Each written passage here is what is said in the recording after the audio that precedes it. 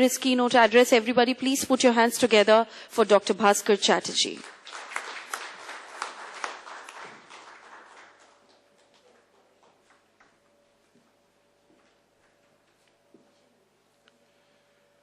Chief guest of the evening, the Honorable Shripad Nayak, Member of Parliament. A very warm welcome to you, sir. We have Mr. Sunil Rai, Dr. Sunil Rai, who gave us this very interesting talk on how technology is changing not only our lives, but the entire field of HR. The Chief of Greentech, Mr. Sharan, who really is a trailblazer in his own way. Distinguished delegates, ladies and gentlemen. The worst way to begin, I think, an awards function is to bore the audience out of their minds. And I have no intention of inflicting another lecture on HR after the way that you have had it coming out of your ears the whole day. So rather than get into any long discussions on the values and stuff about HR, let's just take a look at the kind of challenges that we faced in the jury itself. When Mr. Singh and I sat down and tried to evaluate the performance of companies in the areas that Mr. Sharan referred to in the beginning, it's really hard to tell as you scan the landscape and you ask those who come before you, what is innovation in HR? You desperately try to find out what exactly is happening out there. And how high can Mr. Singh or Dr. Chatterjee's antenna be to spot something genuinely innovative? What's completely new in HR that we've never ever heard of before? Are things really changing or are they not?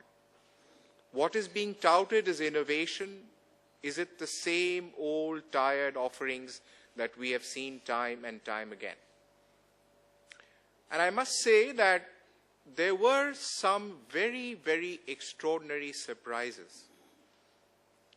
Landmarks in the way that new ideas are coming into every aspect of recruitment, selection, retention, succession planning, a whole host of issues.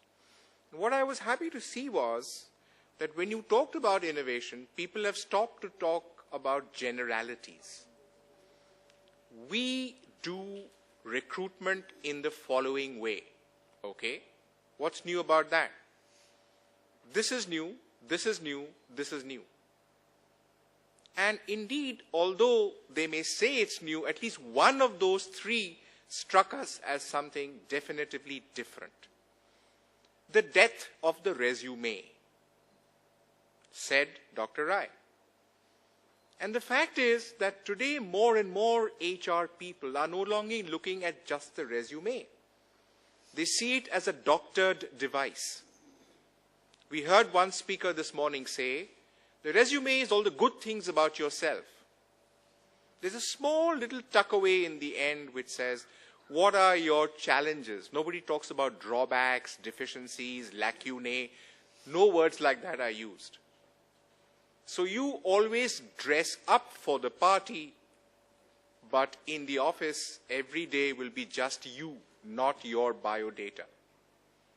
So the HR professional has gone far beyond the resume, and he checks out the candidate very differently. And because we have so many ways of checking out candidates, the poor guy who actually applies becomes the subject of surveillance. And that is, in a way, also a life-threatening activity. You look at the two aspects of technology and you wonder, this is the advantage, but look at the huge disadvantage. You ask a guy, are you on Facebook? And he says, of course. But you know that every single Facebook identity can be dangerously misused. The moment you're in Facebook, the chances that your identity will be picked up by someone else and messages sent from your account to a million others is a reality, is a threat every day that a Facebook user uses. One recruitment ad we placed from the ICAI, no less. In seconds, the message from the CEO of the ICAI, 1 million messages went out, changing the parameters of the ad. He was shocked because his Facebook account had been hacked the day he put out the recruitment. We complained to the police. The cyber cell says, yours is the 100,000th complaint we are receiving. So we will investigate this after 6.5 years. Come back later. It is astonishing how technology is so life-threatening. You use mobile banking. Mr. Tangsale is sitting here. Just once, only once, to make a withdrawal from a bank or from their savings account or whatever. And despite everything, every security that you may have in place, the chances that your bank account will be depleted to 0 are now actually 1 in 10. Not 1 in 100, not 1 in 1,000. The worry really is that sometimes it's frightening the kind of age we live in. And it is actually telling people, because we are HR, think of the crimes that I've seen happening. I was in UNESCO, sitting in Paris. One of the finest United Nations organizations ever. This colleague of mine had just been deputed to UNESCO from the Ministry of HRD. I'm sitting in his office less than 3 months ago. On his mailbox, which is permanently on, 25% of the emails are hate mails. Trail after trail after trail of angst coming from the people in the organization against the boss, against the subordinate, against the peer. Rumors flying consistently across rooms in seconds. You walk out of your boss's room and you blast the boss because he's not been pleasant to you.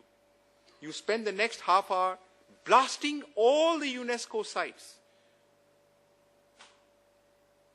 The time has come when now companies are saying, we're going to restrict the number of emails you can send in a day. When this friend of mine, 3 months ago, just opened his mailbox, it was crammed with matter, and he had to ask his secretary to decram the mailbox every morning before he entered the office, because there was no mail that he could get. The entire server of the Paris office was going down because the mailboxes were all jammed.